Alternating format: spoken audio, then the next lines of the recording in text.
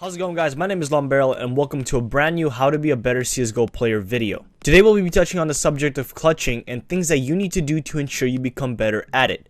This is how to be a better clutch player. Not everybody possesses the ability to clutch out rounds. In fact, most people lose clutches simply because they don't know what to do. Winning clutches does not only require raw aim, it requires knowledge of the game and the ability to read your opponents. That being said, you can't clutch without fragging your opponents, so having good aim and fast reactions is a good skill to maintain if you want to become a better clutch player. Now that you know what it takes to become a better clutcher, let's jump straight into how to properly execute a clutch. Clutches don't happen without a series of steps that guide you on your way to victory. These steps are a series of decisions that you need to make as you're going through the clutch process. Step 1 is before you do anything, you must decide if you're going to go for the clutch. Following this, if you decided to go for it, you must make sure you manage your time correctly. Step 3 is to visualize the map and figure out the position of each enemy player. Now before going balls deep into the clutch, step 4 is to create a plan to help you through it. Now finally, after doing all of the above steps, step 5 is to finally execute the clutch. First and foremost, you want to figure out if you're going to go for the clutch.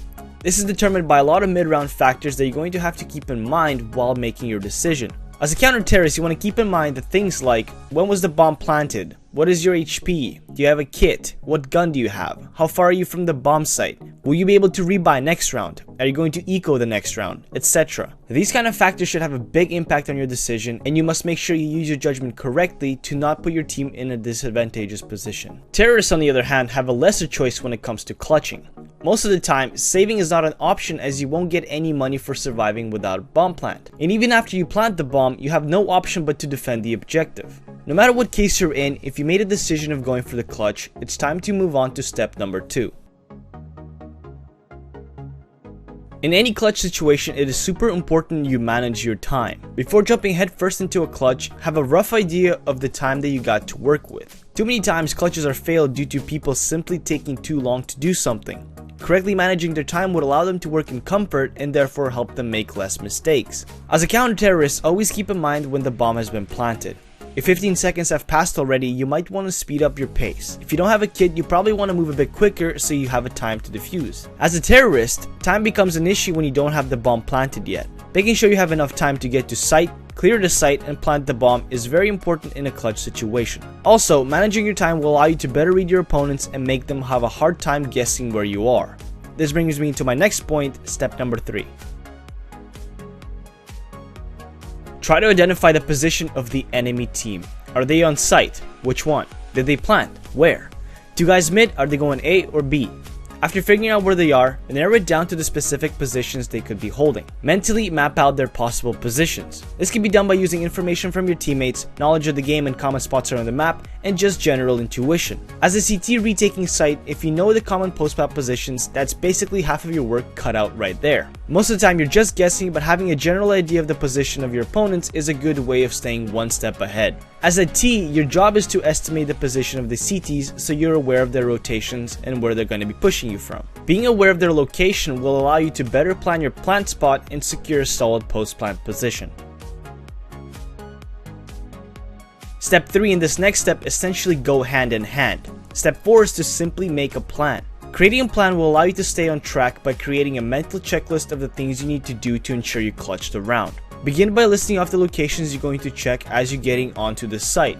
If you're a T, this would be a good time to figure out where you're going to plant and what post-plant position you're going to take. As a CT, go over the possible scenarios of your retake. For example, are you going to try to ninja or are you just going to try to kill them all? If you have a Molotov, what position are you going to molly? If you have a smoke, are you going to smoke them off or save it for the bomb? This thought process should happen instantaneously as you're going for the clutch. If you allow yourself to follow the plan correctly, you'll notice that you're a lot more coordinated than if you were to just run in without knowing what to do.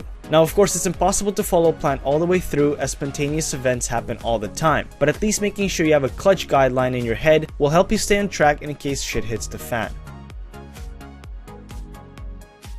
Alright, so you followed all the steps, you're hyped up, focused, and ready to go. All that's left is to execute. Go through your mental checklist and clear the site one by one. At this point in time, your biggest asset is your aim. You got to be able to hit your shots or this clutch ain't happening. Never let your guard down. Be aware of your surroundings and make sure you're quick to react to any situation. You'll want to isolate each duel into a 1v1. This is very important. The last thing you want to be doing in a clutch situation is taking unfair battles such as a 2v1 or facing an AWPer. Make sure you're isolating each battle into a 1v1 by playing your angles right. This means peeking at the right times and at the right angles to eliminate the enemy players one by one. A big tip to remember is to never get caught up on one target. If it's taking you a while to kill them, it's best to just leave the person and come back to them later. Good players are able to hold off the clutching player for just the right amount of time so their teammate can get the kill. Be aware of when you're being baited and do your best to stay away from those situations. Should you happen to fall for a bait, try to recover by guessing where the other player may peek you from. Now unfortunately, no clutch is possible without luck being involved. Sometimes you'll get lucky, sometimes you get unlucky. The best thing to do is think on your feet, trust your instincts, and don't be afraid. So we talked about the steps needed to successfully clutch a round, but we didn't talk about the biggest factor that's involved in the clutch process: control. To successfully complete a clutch, you must be in control of the situation at all times. The moment you hand over the control to your enemy is the moment you lose. Remember, they're playing not to lose, but you're playing to win. Once you get on site, you should have nothing but complete authority of how you dictate the clutch. Being in control means your enemy will start making mistakes which you're going to capitalize on. Best way to remain in control is to stay confident all the way through your clutch. Confidence will allow you to take every battle without any hesitation and help keep you focused and alert so you're able to react to any situation. Now doing all of this will put immense pressure on the enemy. Pressure is what makes people make mistakes, such as peeking prematurely and taking unnecessary fights. Being able to stay in control is something that comes with experience, and even though you might not be able to do that right now, the better you get at clutching rounds, the better you'll be at establishing control. It is inevitable that during your clutch, you're going to get nervous. Nerves and clutches don't mix. In fact, nerves makes your hand shake, your heart beat, and they cloud your judgment, all of which have an impact on your performance. The key is not to let nerves take control of your body, or else you'll start to doubt yourself, lose confidence, and make stupid mistakes. To know how to correct this, we must first understand why pressure makes us perform worse. During a clutch, a big factor is common stage fright. Now, even though you're not physically on the stage in front of hundreds of people, you still know your entire team is watching and judging your every move. If you get nervous playing in front of your team, you need to work on isolating yourself within the moment and think about nothing but the clutch. If you know you're the last one alive, attempt to put yourself in an isolated bubble of everything that you need to focus on and ignore everything else. The best thing to do is to create a bind to toggle voice chat on and off. In console, type bind key and then followed by toggle voice_enable. Having this bind will allow you to better tune out your teammates and help you keep focused on what matters. Adrenaline is similar to nervousness in the fact that they both cause your hands to shake and your heart to pump faster. You want to suppress adrenaline by convincing your brain that you're not in a state of danger or survival. Calm yourself down by telling yourself that this is a clutch and not the end of the world, that this is simply a video game and that you'll always have a chance next time. Doing so can help you suppress rage and prevent you from going on tilt. If you learn to control your emotions and your body, your clutching potential will go through the roof. This skill comes with experience and time, so hopefully with my tips you'll be able to cut that time in half. At the end of the day, you're taking a gamble going for the clutch. Not all clutches go in the way of the clutcher. In fact, I'm pretty sure the majority of all clutch attempts fail, and that's just the nature of the game. This is why you should never be afraid of failure. As a famous quote from Stephen McCrane says, "The master has failed more times than the beginner has even tried." If you're scared of losing, why are you even playing CSGO? Regardless of the outcome, attempting a clutch will gain you valuable experience which you can apply to other aspects of the game. Take the challenge, learn from it, and perfect it for next time. So in conclusion, take the challenge, stay in control, and follow your plan.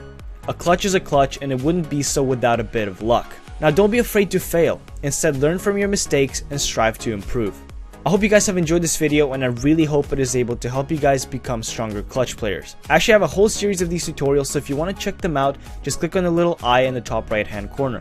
Just before I go, I want to let you guys know that I'm starting to stream on Twitch a lot more often now, and I really want to make this a regular thing. Now, streaming is a really good way for me to interact with you guys and for you to learn with me. I will leave the link to the stream in my description. I don't have a stream schedule yet, so turn on live notifications to know when I go live.